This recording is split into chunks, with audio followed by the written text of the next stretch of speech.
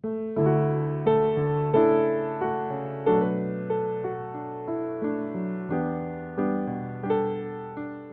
日好多謝你哋上嚟，台面啲餅你哋可以隨便食嘅。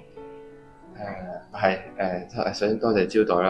我哋今日嚟咧主要係想問下你可以返下教會喎，咁點解唔返教會咧？教會又咁好，又可以俾教會關心下你嘅。阿俊啊，不如先了解下梁太嘅近況先。其實咧，我老公呢排份工又唔係咁穩定啦，咁個女又鬧脾氣啦，又比較反叛啦，咁我自己夜晚又瞓得唔係咁好啦，咁所以就神都好愛你嘅，咁如果你信咗耶穌咧，就面對真實嘅經濟、婚姻、情緒、育兒問題，阿俊好想快啲俾個答案，內心其實好驚。我可以講咩？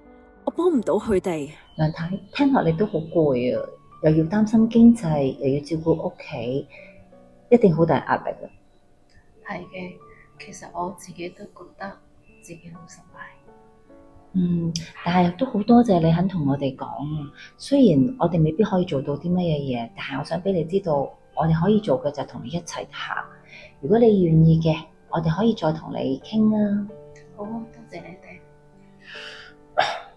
梁太，我都唔係專家啦，不過聽到你嘅咁嘅經歷，其實我都好心痛。不如我哋為你同你嘅屋企人簡單有個祈禱。好，多謝晒你哋。神會俾我哋能力，但都會俾我哋看見限制。我哋唔係超人，只係願意聽、願意同行嘅門徒。當我哋放慢要快啲講信息嘅步伐，學習先聆聽、先陪伴，就會發現喺別人真實嘅故事裏，我哋自己都被拉出只顧自己嘅生活，更深經歷神嘅恩典。